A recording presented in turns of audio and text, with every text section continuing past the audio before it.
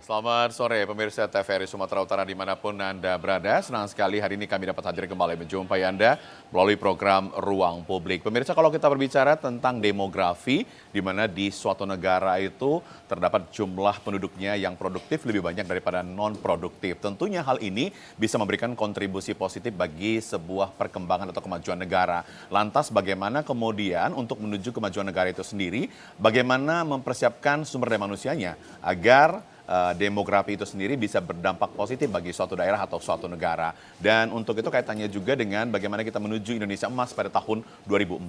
Untuk itu pemirsa, pada dialog Ruang Publik kali ini kami angkat topiknya demografi dan peningkatan sumber daya manusia menuju Indonesia Emas 2045. Dan kita akan bahas hal ini bersama narasumber yang cukup berkompeten dan kita hadirkan dari nasional. Ada Bapak Sekretaris Utama BKKBN Republik Indonesia, Bapak Dr. Andes Tapip Agus Rayanto MSI. Selamat sore Bapak, selamat datang di Sumatera Utara. Selamat sore Mas Kerry. Dan kemudian pemirsa, kami juga nanti memberikan ruang dan kesempatan bagi Anda untuk berbicara terkait dengan atau bertanya kepada narasumber kita terkait dengan topik yang kita angkat, demografi dan peningkatan sumber daya manusia menuju Indonesia Emas 2045. Untuk itu line telepon yang kami sediakan untuk Anda nanti akan kami tayangkan di layar kaca Anda di nomor 0811 6100 386. Baik, saya ke Pak Tapip. Pak Tapip, kalau kita bicara tentang bonus demografi, kaitannya ke sana apa upaya yang dilakukan oleh BKKBN sendiri ini untuk kita nanti bisa menuju Indonesia Emas 2045? Saat ini bagaimana pemetaannya? Ya, Mas Kerry dan pemirsa semua di rumah, selamat sore. Jadi betul Mas Kerry, untuk mewujudkan Indonesia Emas tahun 2045 sebetulnya pijakannya adalah rencana pembangunan jangka menengah tahun 2020-2024 ini. Jadi sebetulnya tahun 2024 pas terjadi akhir kabinet ini pas RPJMN 5 tahun kita ini pas habis. Nah, di situ sebetulnya telah meletakkan pondasi terkait dengan bagaimana visi ke depan jangka panjang Indonesia yang sering kita kenal Indonesia Emas tahun 2045. Nah, RPJM yang sudah ditetapkan di dalam peraturan Presiden nomor 18 di tahun 2020 itu yang berhubungan dengan SDM itu mengamanatkan menyangkut 3 hal. Yang pertama adalah terkait dengan bagaimana memberikan layanan dasar dan juga strategi perlindungan sosial. Nah, tentu dimensi-dimensi ini menyangkut dimensi yang luas. Di antaranya adalah bagaimana tata kelola kependudukan. Nah, saya ingin mengambil contoh. Kalau bicara kependudukan ini ada 2 dimensi sebetulnya. Satu dimensi yang tidak kita singgung adalah registrasi kependudukan atau adminduk di Dukcapil ya selama ini. Nah, tapi yang ingin saya lihat adalah dimensinya dimensi kualitas dan kuantitas. Mungkin pemirsa kita semua ingat program keluarga berencana di era dulu-dulu lah zamannya Pak Soeharto, dengan kepala BKKBN-nya Pak Haryono Suyono, saya kira. Cukup terkenal pada saat itu. Nah, itu Indonesia menjadi rujukan internasional. Banyak yang orang dikirim ke Indonesia untuk belajar. Kenapa mampu menurunkan angka kelahiran begitu luar biasa. Nah, implikasi yang dirasakan adalah sekarang. Sekarang itu total fertility rate kita atau angka kelahiran total kita itu sudah pada mendekati ideal. Nah, mestinya kita menjaga pada titik seimbang. Karena ketika defisit seperti Cina, negara-negara maju, Jepang, Singapura, ini sekarang sudah mulai merubah kebijakan, mulai melonggarkan lagi. Karena kemudian nanti akan mengalami kesulitan mencari tenaga kerja produktif ketika minus growth gitu. Karena ada loss generasi itu. Nah, maka Indonesia sebetulnya sekarang ini pada tahun 2024 ini kan sudah mendekati 2,1 pada titik itu. Itulah kenapa pada titik kuantitas atau program KB ini kesannya kok program KB kita nggak seperti zaman dulu nah, gitu. Karena memang sudah ada reorientasi. Maka tagline yang sering kita kenalkan juga kalau dulu 2 anak cukup gitu. Maka sekarang kita rubah menjadi 2 anak lebih sehat. Nah, 2 anak lebih sehat. Ya, karena memang sekarang kita mau lari ke dimensi yang kedua namanya kualitas. Nah, dimensi kualitas itu ketika kita bicara modal sosial atau kapital sumber daya manusia untuk 2014 adalah anak-anak kita yang baru lahir. Itulah kenapa Indonesia Emas erat kaitannya dengan isu stunting yang sekarang sedang digelurakan oleh Pak Presiden kepada seluruh jajaran, bagaimana kemudian menekan angka stunting. Karena sudah kita hitung, anak-anak bayi kita ketika kemudian di tahun 2045 adalah mereka penerus dan pengisi pembangunan. Itulah yang kemudian harus diisi oleh SDM unggul. Kalau negara kita ketika usia produktifnya banyak tetapi mempunyai competitiveness di tingkat internasional. Itu relevansi cita-cita dengan modal. Karena ketika ini tidak diisi, maka akan menjadi beban.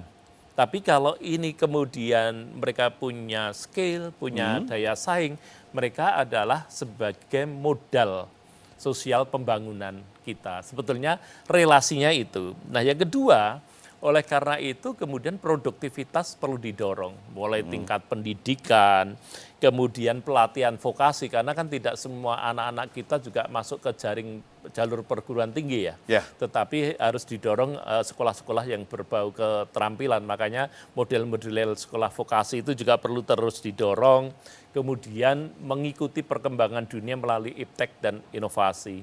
Dan yang ketiga, strategi yang diamanatkan di dalam RPJM adalah pembangunan karakter. Karakter. Ini juga nggak kalah penting begitu ya? Karena itu yang akan menjadi wajah negara kita kan gitu. Nah itu yang sering dikenal kalau Pak Jokowi melalui revolusi mental itu sebetulnya. Dan pembinaan ideologi Pancasila. Jadi relasi cita-cita dengan isu stunting sebagai meletakkan fondamen sumber daya manusia, konteksnya adalah demikian Mas Gary. Baik. Kalau kita bicara tentang relevansi cita-cita dan modal itu sendiri, ini kan menarik ini ya, Pak Tapip. Kalau kita bicara dengan itu, artinya peran BKKBN cukup besar sekali di sini. Bagaimana menurunkan angka stunting di Indonesia, khususnya di Sumatera Utara, seperti apa saat ini gambarannya? Ya, peran BKKBN memang sekarang ini di BKKBN programnya hanya 2. Program Bangga Kencana itu yang berhubungan dengan isu-isu kependudukan secara umum tadi. Yang kedua adalah percepatan penurunan stunting karena berdasarkan peraturan Presiden nomor 72 tahun 2021, Kepala BKKBN ditunjuk sebagai Ketua Pelaksana Stunting.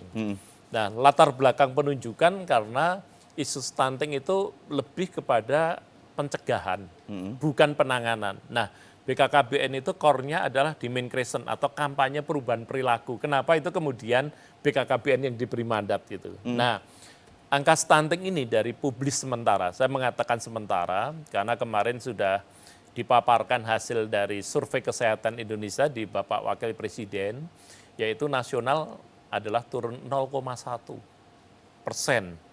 Nah, tetapi Pak Wapres masih menyarankan selama waktu 2 bulan ini untuk mendekatkan 2 sumber data yang berbeda, karena stunting ini ada 2 sumber rujukan. Yang satu pencatatan melalui posyandu, melalui aplikasi, itu yang disebut sebagai EPBGM. Kemudian satunya SKI itu hanya survei yang melalui sampel. Nah, tapi angka-angka yang dihasilkan yang digunakan adalah justru yang melalui survei atau sampel itu problemnya. Kenapa tidak menggunakan rujukan yang pencatatan? Nah, karena yang pertama dari sisi kualitas petugas lapangannya itu belum terstandar se-Indonesia. Cara mengukur, kemudian tingkat partisipasi datang ke posyandu antar wilayah itu berbeda-beda. Ada yang sebuah daerah sudah mencapai lebih 80%, ada yang masih 40% tingkat kehadirannya. Jadi untuk memotret kasus stunting di daerah kan tidak bisa apple to apple diperbandingkan dalam konteks metodologi. Itulah kenapa walaupun sampel SKI itu kemudian itu yang digunakan sebagai data kinerja, walaupun tidak ada namanya karena itu namanya sampel. Nah, inilah yang kemudian kalau kita bicara di Sumatera Utara, tadi pertanyaannya setelah nasional 0,1, nah saya alhamdulillah Sumatera Utara ini turun 2,2. Walaupun ya itu sebetulnya masih harapan kita yang di pusat masih bisa ditingkatkan. Kenapa? Karena sebetulnya 5 provinsi terbesar walaupun persentase atau prevalensinya tidak tinggi, tapi memberikan sumbangan terbesar. Yang kelima ini kebetulan Sumut. Yang paling pertama itu Jawa Barat, Jawa Tengah, Jawa Timur, Banten, dan Sumut. Ini bukan karena prosentasenya, karena penduduknya yang banyak. Jadi kalau 5 provinsi ini bisa ditekan, diturunkan 2-3 digit, itu absolutnya akan mempengaruhi absolut nasional. Karena yang di lain-lain yang 30% seperti NTT misalnya lebih 30, tapi orangnya tidak sebanyak di sini gitu. Nah itulah kenapa kemudian strategi mengejar di bulan Oktober, karena ini pergantian presidenan di bulan Oktober, ya kita akan mengakselerasi ke arah percepatan itu. Baik. Dan tentu fokusnya, karena ini jangka pendek gitu ya, ada kedua hal. Satu adalah ibu hamil, karena ibu hamil yang akan melahirkan itu akan menjadi hitungan gitu. Kemudian yang kedua adalah anak-anak kita yang di bawah 2 tahun atau yang kita kenal baduta. Karena kalau sudah 5 tahun lebih itu sudah nggak dihitung lagi. Nah kemarin dari hitungan kenapa 0,1, karena ternyata anak yang lahir stunting baru sama yang sudah melebihi 5 tahun, ini lebih banyak inputnya yang stunting baru, 1 juta lebih. Sementara yang keluar itu hanya sekitar 800 sekian ribu gitu. Nah inilah problem-problem akselerasi jangka pendek, walaupun tentu strategi jangka pendek maupun jangka menengah kita tetap harus double track strategi itu berjalan secara beriringan gambarannya itu. Lantas Pak, tapi bagaimana kemudian nanti optimalisasi program BKKBN itu sendiri untuk menekan angka stunting kita? Nah, begitu. Tentu kita mengevaluasi pelaksanaan di tahun 2023. Jadi ketika bersama Kementerian PMK kita mengevaluasi, ternyata banyak intervensi yang belum tepat sasaran. Yeah. Karena yang diintervensi itu banyak oleh daerah itu anak-anak stunting Mas, langsung gitu loh. Jadi sebetulnya sebelum stunting itu ada 4 fase. Anak kita kalau dibawa ke posyandu ditimbang ternyata timbangannya tidak meningkat. Yeah. Itu adalah yang paling ringan. Harusnya itulah yang diberi asupan gizi, itu 2 minggu udah sembuh gitu. 2 minggu cukup? Cukup, karena untuk meningkatkan berat badan saja gitu. Nah, kemudian yang agak berat di situ adalah ketika dibawa ke posyandu ditimbang, berat badannya turun dibanding yang kemarin. Ini butuh waktu lebih lama sekitar 3 minggu, asal diberi asupan gizi seimbang. Kemudian yang agak berat mencapai sebulan lebih sampai 1,5 bulan itu yang disebut gizi buruk. Baru yang keempat adalah gizi kronis, baru yang kelima adalah yang stunting. Jadi kalau kita mengintervensi stunting tidak akan memberikan daya ungkit terhadap penurunan. Karena untuk menyembuhkan stunting itu butuh waktu lama, biaya mahal, butuh medis. Tidak cukup, hanya cukup diberi asupan makanan. Tambahan makanan. Ya, itulah yang kadang-kala kalau kita mengintervensi stunting melalui tambahan makanan gitu, PMT, kemudian berasumsi bisa menurunkan, itu sebetulnya bisa menjadi asumsi yang salah gitu. Ya. Kemudian bagaimana bentuk sosialisasi yang mungkin ini efektif begitu dilakukan oleh BKKBN, Pak? Apakah ini menyasar kepada usia-usia produktif atau para pelajar begitu? Nah, betul. Jadi untuk jangka panjang memang melalui usia produktif pelajar itu betul, tapi itu jangka panjang menengah gitu ya. Tapi kalau untuk bulan Oktober, pelajar menengah itu belum memberikan dampak gitu. Calon pengantin pun belum memberikan dampak karena pengantin hamil itu butuh waktu 9 bulan. Sementara waktu kita ini sisa kan tinggal 7 bulan. Itulah kenapa kita quick win-nya kemudian mulai hamil sama konsentrasi ke baduta itu sebetulnya menyetop dari yang hamil, jangan sampai ada stunting baru. Nah, sosialisasi karena faktor stunting itu kan ada faktor yang sifatnya langsung dan tidak langsung. Jadi kalau di kesehatan sering kita sebut sebagai intervensi spesifik dan sensitif. Spesifik itu yang sifatnya masuk mulut gitu ya.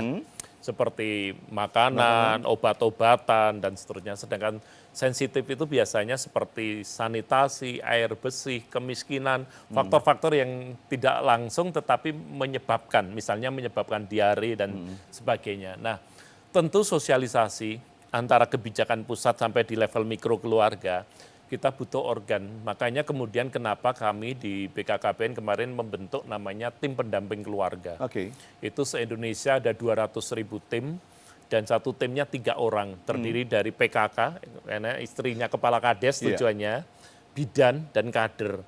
Jadi ini ada 600.000 yang harapannya kemudian bisa mengupdate. Oh, tetangga saya ada yang mau menikah, sudah download aplikasi LCMIL belum? Karena ada namanya aplikasi LCMIL itu elektronik siap nikah siap hamil. Siap nikah siap hamil. Tujuannya untuk mengetahui status kesehatan calon pengantin. Nah, jadi jangan sampai masyarakat salah kaprah kalau disuruh periksa LCMIL takut nanti perkawinannya ditunda gitu ya. Karena LCMIL itu hanya untuk mengetahui, oh ini besok calon pengantinnya sehat, silahkan. Oh ternyata belum sehat. Jadi kalau diketahui belum sehat, yang kita sarankan advokasinya adalah menunda kehamilannya. bukan menunda perkawinannya. Jadi boleh sekarang menikah atau kawin, tetapi jangan hamil dulu deh, KB dulu, biar disehatkan kalau sudah, baru kemudian biar anaknya yang dilahirkan adalah anak-anak yang sehat. Jadi inilah sebetulnya bentuk sosialisasi melalui jalur udara, melalui jalur darat, maupun pertemuan langsung. Itu biasanya ada istilah serangan udara maupun serangan darat. Karena sekarang ini kan sudah beda zamannya. Kalau dulu zaman Orde Baru pakai film layar tancap di alun-alun itu orang datang gitu. Sekarang nggak ada lagi yang seperti itu. Sekarang ya lewat TikTok, lewat media sosial. Tapi animo masyarakat untuk mendownload LC Mil itu sendiri seperti apa nih Pak? Nah, sayangnya sekarang ini baru cakupannya masih kurang dari 50%. Kurang dari 50%. Nah, tapi sudah cukup tinggi. Ya lumayan, karena ini barang baru ya. Karena problemnya sudah ada MOU dengan Kemenak, tapi regulasi di KUA ini ternyata perubahan RPP-nya ini baru sekarang perbaikan. Nah, di KUA masih banyak yang takut untuk mewajibkan orang mengharuskan pakai LC Mil. Karena butuh payung hukum. Itulah yang membuat. Artinya melalui dialog kita hari ini, warga Sumatera Utara harus tahu ini aplikasi LC Mil ini sendiri ya. Supaya nanti kita bisa menciptakan generasi muda yang intinya untuk menginformasikan status kesehatan calon pengantin itu. Dan pemirsa, kami akan kembali sesaat lagi. Tetaplah bersama kami di Ruang Publik.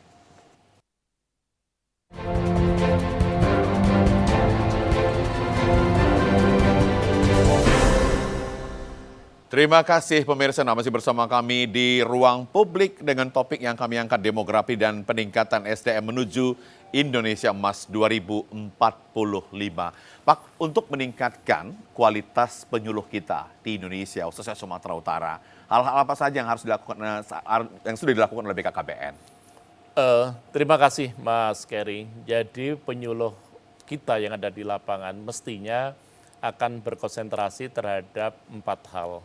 Apa itu? Karena itu terkait dengan pertumbuhan penduduk seimbang. Tadi yang saya sebut pada angka 2,1 ini menjaga. Yang pertama adalah bagaimana mengendalikan kebijakan kelahiran penduduk berbasis wilayah. Karena ada yang wilayah sudah rendah, ada wilayah yang tinggi. Nah, Sumatera Utara ini kalau di mata rata-rata nasional, termasuk yang tingkat kelahirannya masih tinggi, di atas 2,23. Padahal kita harusnya di angka 2,1. Harus 2,1 begitu ya Pak? Ya, itu pada titik keseimbangan. Karena 2,1 itu ibaratnya ketika ada orang meninggal tergantikan. Nah, jadi generasinya itu tetap pada konteks seimbang dengan kondisi yang ada. Sebaliknya kalau banyak yang meninggal penggantinya terlambat kan berarti malah jadinya defisitan gitu. Nah, gambarannya itu. Yang kedua adalah memperkuat strategi komunikasi. Tadi seperti pertanyaan Mas Kerry. Jadi BKKBN ini tugasnya di Mincrescent namanya penyuluh, memberikan penyuluhan atau advokasi. Nah, itu tentang kependudukan, tentang stunting, tentang bagaimana pentingnya kontrasepsi, ketersediaan, keberlanjutan layanan. Nah, kontrasepsi kan seringkali orang kepingin kontrasepsi, alatnya kemudian keberlanjutannya nggak ada. Akses pelayanannya jauh gitu. Nah, inilah tugas-tugas kita melalui penyuluh itu untuk bisa mengedukasi masyarakat termasuk bagaimana memberikan rekomendasi atau fasilitasi untuk mereka mendapatkan pelayanan secara baik dari pemerintah atau dari negara. Nah, kemudian yang terakhir juga ada saudara-saudara kita yang drop out. Drop out itu dulu ber-KB kemudian ya sudah enggak lagi.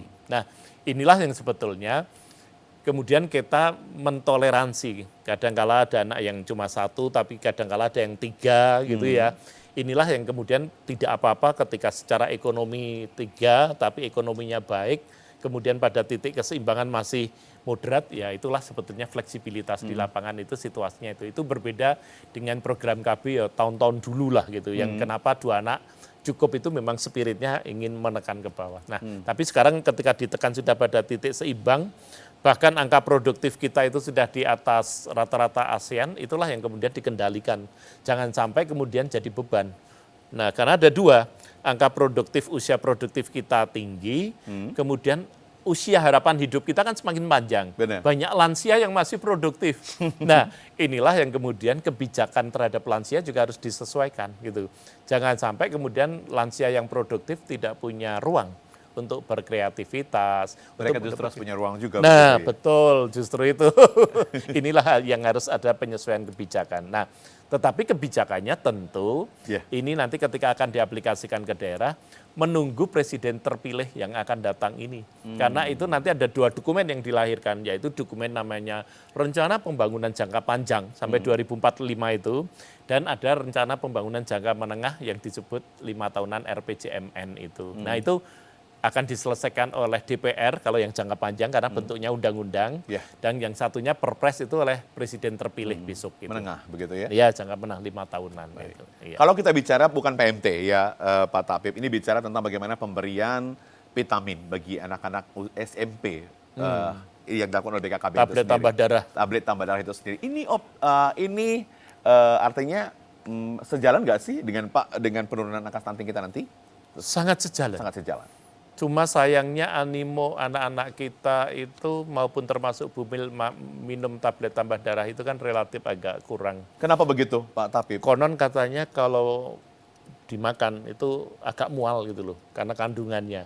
Itulah maka ketika rapat kerja yang dulu Pak Wapres pernah minta Pak Menteri bisa nggak dibuat formula yang kalau diminum obatnya itu tidak ada bikin reaksi enak, begitu tidak ya? ada reaksi itulah salah satu penyebab animo untuk mengkonsumsi itu padahal itu sangat penting untuk remaja putri, untuk ibu hamil gitu.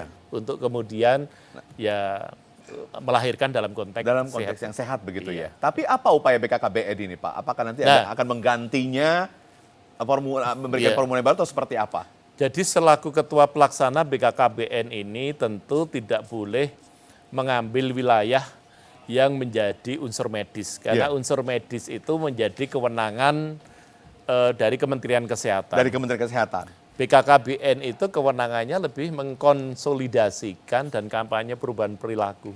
Jadi hanya dalam konteks itu. Kita berharap begitu nanti ya Pak Tapip ya. Kita hari ini cukup bergembira sekali karena kita kehadiran Bapak PJ Gubernur Sumatera Utara. Selamat datang Pak. Mari Pak. Silakan Pak Hasanuddin. Selamat sore Bapak, silakan duduk Pak. Baik, Pak saya ke Pak Tapip dulu. Pak Tapip, tapi nanti sampai saat ini apakah memang di semua provinsi tablet tambah darah itu akan terus diberikan? Rata-rata dari contoh kasus nasional, itu secara umum capaiannya kurang, kecuali Provinsi Bali. Provinsi Bali itu stunting terendah di Indonesia. Pada sekarang ini pada 7%. Itu kenapa edukasi yang baik atau bagaimana? Karena termasuk syarat-syarat intervensi spesifik yang 9 faktor termasuk tablet tambah darah, itu cakupannya hampir 100% di sana. Baik. Pak, tapi saya mau tanya, apakah kemudian ketika memberikan tablet tambah darah ke anak-anak SMP atau ibu hamil atau remaja putri itu, ini ada dokter yang sosialisasi begitu? Ada. Tentu ini menjadi domainnya Kementerian Kesehatan, tapi kan bekerja sama begitu ya Pak? Iya betul, kita koordinasi. Itu bahkan sosialisasinya sejak sekolah, bahkan kita punya duta namanya Duta Genre, remaja itu sebetulnya untuk mengkampanyekan perubahan perilaku, termasuk dalam konteks bagaimana hubungan seks, kemudian no alkohol, bagaimana kemudian no kriminal dan sebagainya melalui media Duta Genre itu sebetulnya. Menarik sekali program-program BKKBN dan Dinas Kesehatan sebenarnya Pak ya. Untuk bagaimana kemudian kita bisa menuju generasi emas ya 2045 nanti Indonesia emas 2045. Pak PJ Gubernur, terima kasih. Kami mau tanya ini Pak PJ Gubernur, apa peran pemerintah Provinsi Sumatera Utara dalam optimalisasi bonus demografi dan pentingnya peningkatan kualitas SDM menuju Indonesia Emas tahun 2045 nanti. Apa-apa saja yang saat ini dilakukan oleh pemerintah Provinsi Sumatera Utara Pak untuk kita bisa nanti menuju Indonesia Emas 2045? Baik, terima kasih. Kita tahu memang saya yakin bangsa Indonesia tidak terkecuali kita Provinsi Sumatera Utara sedang menghadapi persiapan dalam rangka bonus demografi. Kita tahu bahwa bonus demografi ini di mana komposisi jumlah penduduk yang produktif itu melebihi daripada yang tidak produktif.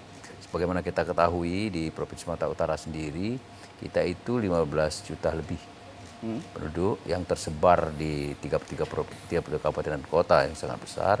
Tentunya ini harus kita siapkan sumber daya yang menyiapkan dalam bonus demografi tersebut. Beberapa upaya yang telah kita siapkan mengenai tersebut tentunya dalam rangka menyiapkan kesiapan sumber daya manusia sendiri. Itu tidak terlepas dari tentunya berangkat dari kesiapan kesehatan. Ya.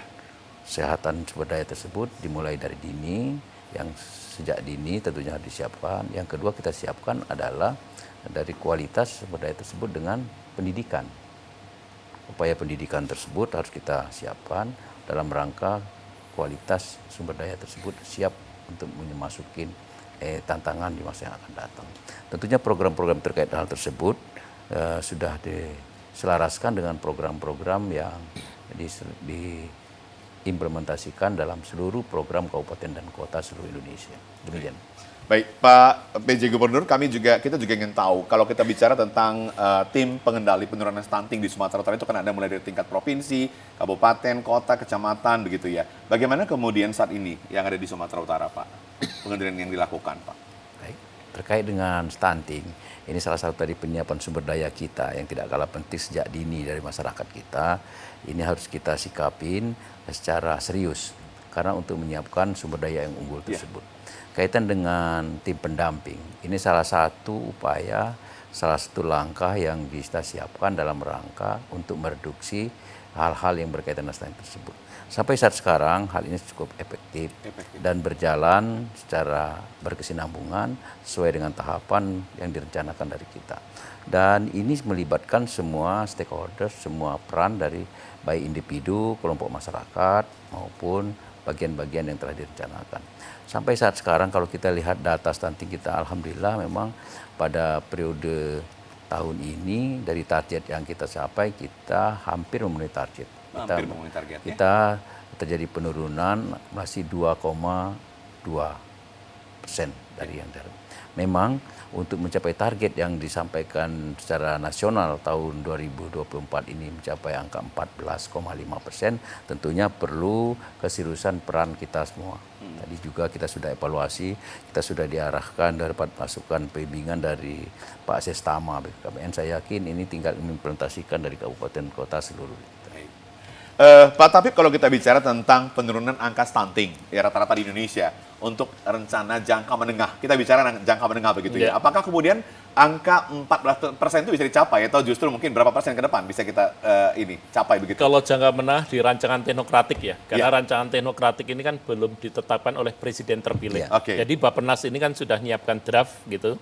Draft itu nanti disodorkan presiden terpilih yang dengan paparan visi misi ketika kampanye, nanti kemudian ditetapkan, itu rancangan teknokratiknya adalah 8%. 8% di itu? tahun 2025. 2025, oh gitu ya? Iya, karena yang jangka menengah, 2029. Karena 2025 sampai 2029, 5 tahunnya. Nah, itulah yang sebetulnya berkiblat kepada negara-negara maju sebetulnya.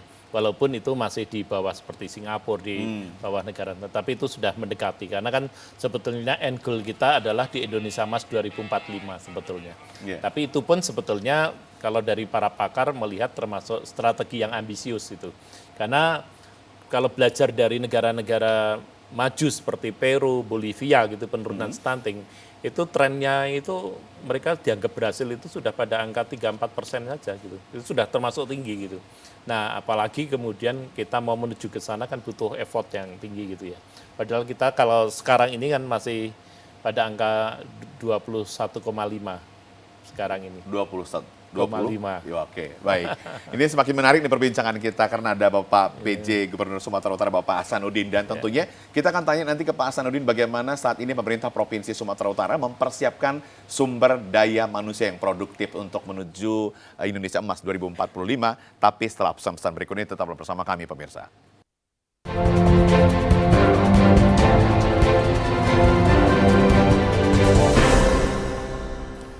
Terima kasih pemirsa, masih bersama kami di Ruang Publik dengan topik yang kami angkat adalah demografi dan peningkatan sumber daya manusia menuju Indonesia Emas 2045 dengan narasumber yang spesial hari ini ada Bapak PJ Gubernur Sumatera Utara dan juga Sekretaris Utama BKKBN Republik Indonesia. Saya ke Bapak PJ Gubernur lagi. Pak Gubernur, kalau kita bicara tentang bagaimana saat ini persiapan pemerintah Provinsi Sumatera Utara untuk mempersiapkan SDM yang produktif gitu. Terima kasih. Kita tahu upaya menyiapkan sumber daya yang unggul dalam menyongsong demografi ini di era digital tentunya kita harus menyiapkan sejak dini. Sehingga sejak usia produktif harus kita dibekali dengan berbagai keterampilan maupun kemampuan. Tentunya ini kita siapkan dari penyiapan dalam pendidikannya, dan yang tidak kalah penting adalah kesehatan sumber daya tersebut.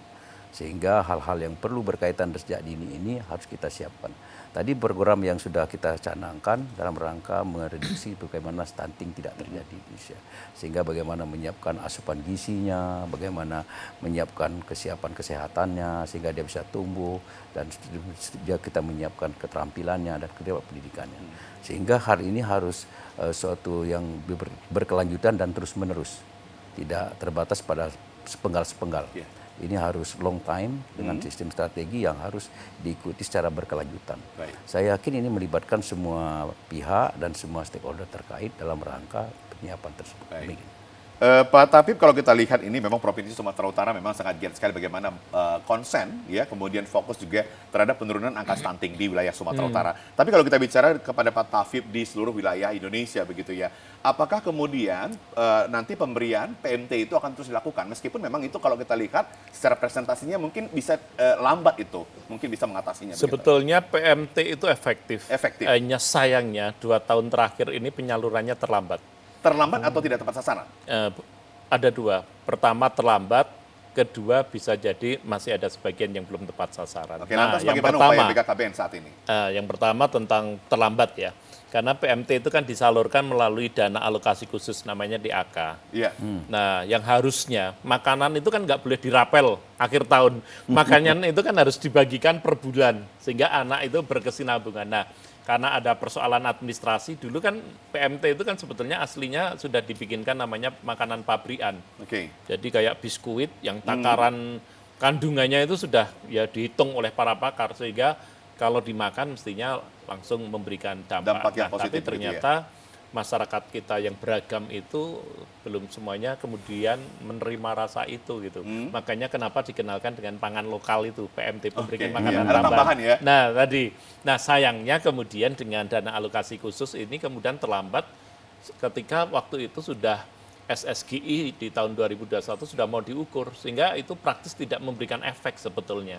Nah kemudian di tahun kemarin yang sekarang ini turun 0,1 dirubahlah. Tidak disalurkan oleh Menteri Kesehatan, tapi DAK itu disalurkan ke puskesmas. Tapi ternyata di puskesmas di beberapa wilayah pada yang ketakutan mengelola duit, karena itu kan menjadi PPK, pejabat pengelola keuangan.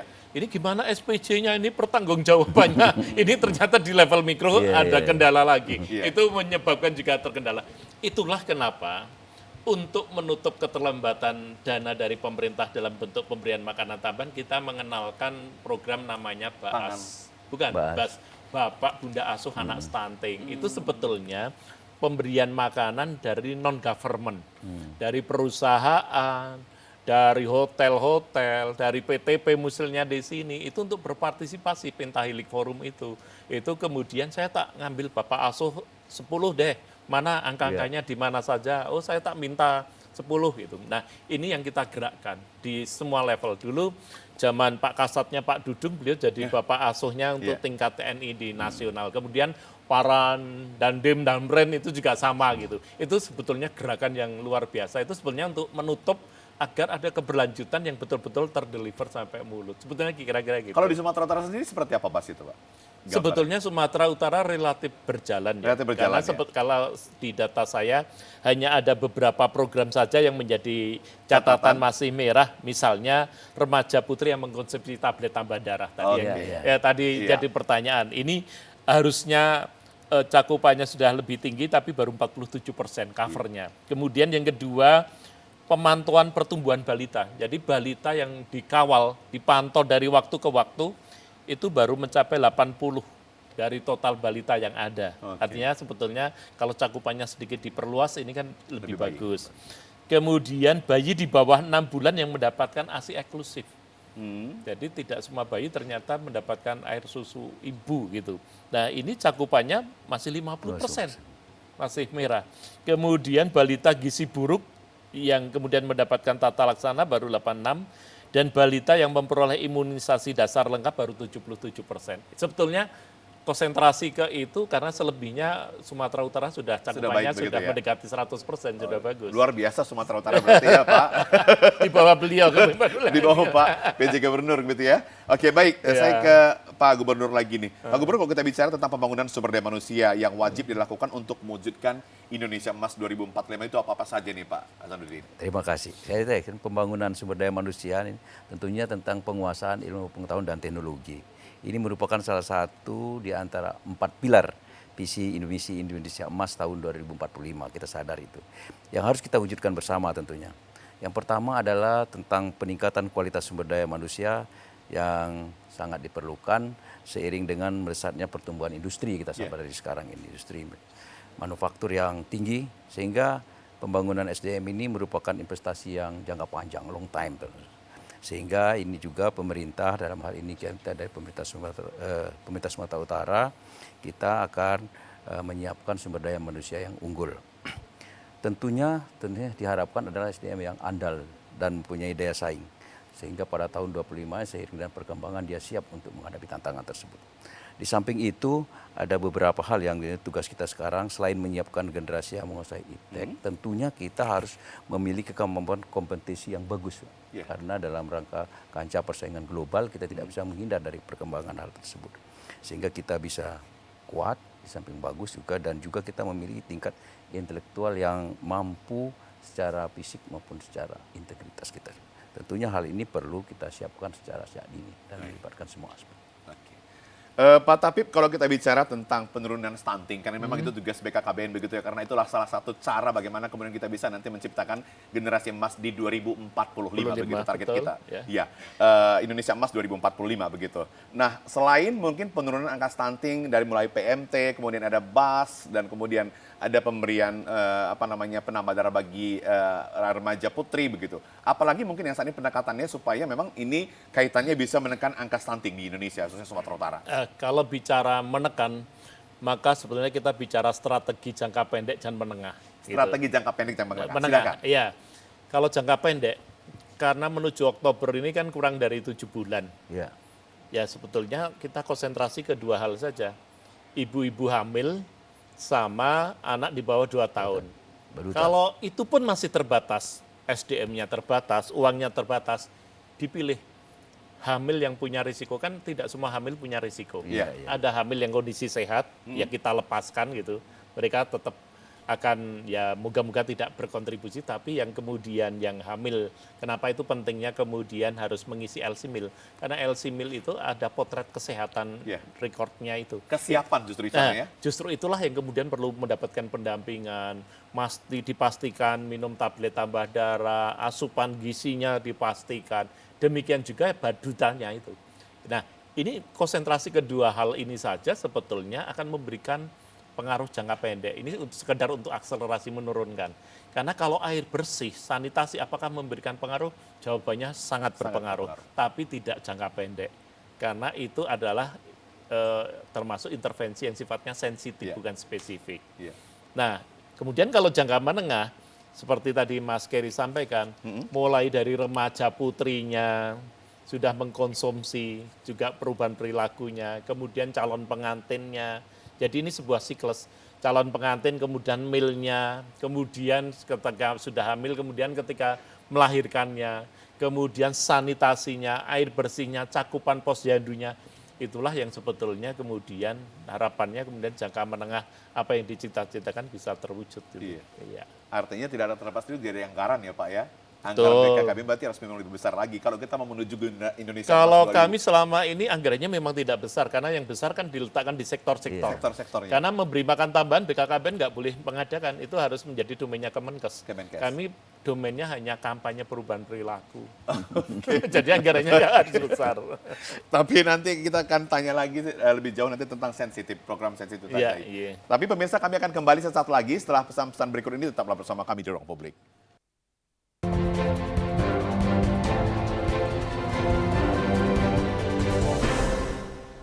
Terima kasih pemirsa, masih bersama kami dalam program Ruang Publik dengan topik yang kami angkat, demografi dan peningkatan sumber daya manusia menuju Indonesia Emas 2045 dengan narasumber yang spesial, Bapak PJ Gubernur Sumatera Utara dan Bapak Sekretaris Utama BKKBN Republik Indonesia. Saya ke Bapak PJ Gubernur Sumatera Utara dulu nih, terkait dengan tantangan. Kita bicara dengan tantangan tentang bonus demografi. Apa tantangan kita dalam menghadapi bonus demografi ini? Kalaupun kita tahu itu sebenarnya bisa memberikan dampak positif bagi kita, Pak PJ Gubernur.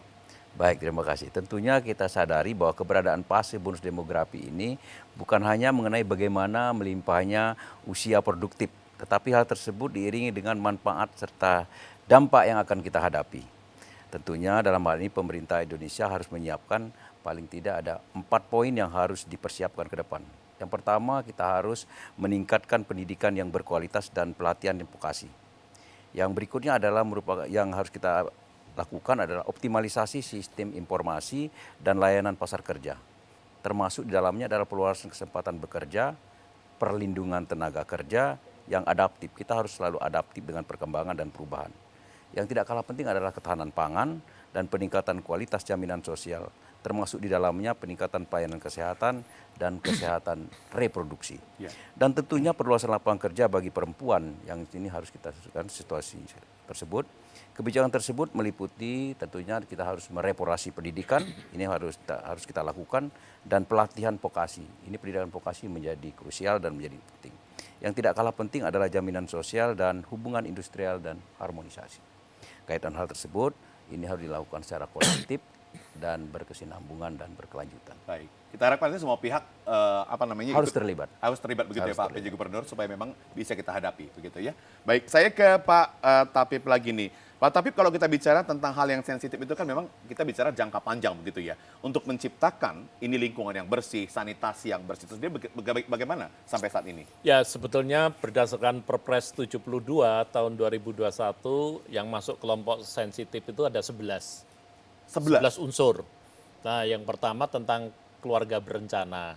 Nah, kenapa ini kok ada hubungannya? Nah, karena ada 4 terlalu. Terlalu muda, tidak baik. Terlalu tua juga punya resiko.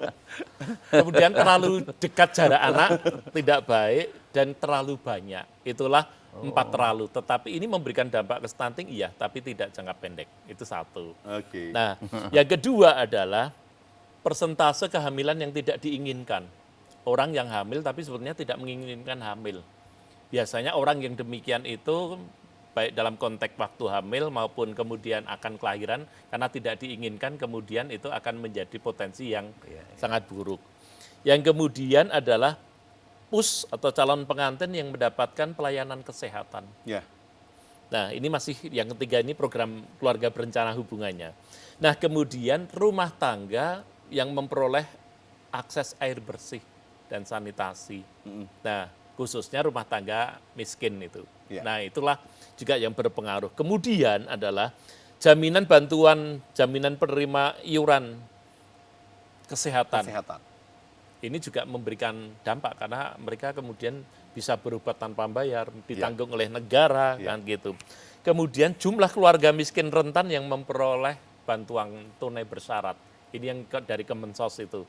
Nah, kemudian target sasaran yang memiliki pemahaman baik tentang stunting. Nah, ternyata tidak seluruh komponen kita sudah memahami baik, termasuk tadi pagi Pak PJ menyinggung terkait dengan dana desa. Dana desa itu sudah ada juknisnya, itu bahkan sangat dimungkinkan untuk stunting. Tetapi selama ini justru lebih banyak ke infrastruktur penggunaannya. Padahal sebetulnya itu sangat dimungkinkan.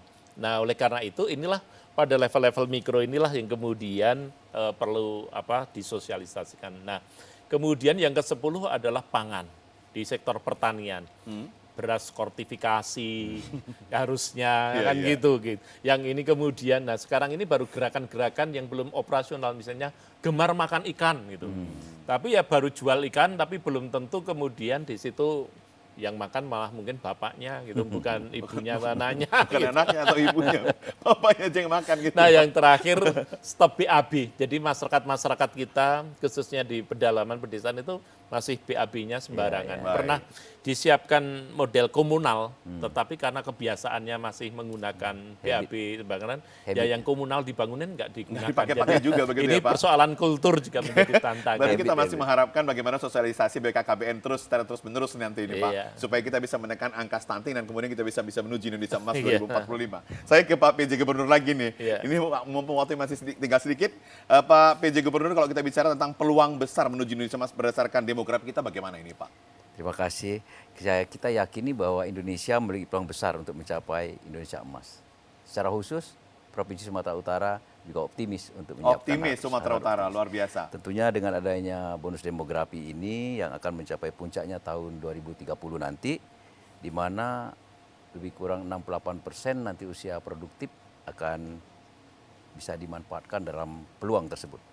Dalam hal ini paling tidak ada dua strategi besar yang harus kita lakukan. Yang pertama adalah kita yang harus lakukan mempersiapkan sumber daya manusia, salah satunya dengan keberhasilan kita menurunkan angka stunting yang kita bahas tadi. Ini salah satu modal dasar. Banyak hal yang misalnya. Yang kedua tentunya di samping hal tersebut kita harus menyiapkan yang kedua itu apa tadi?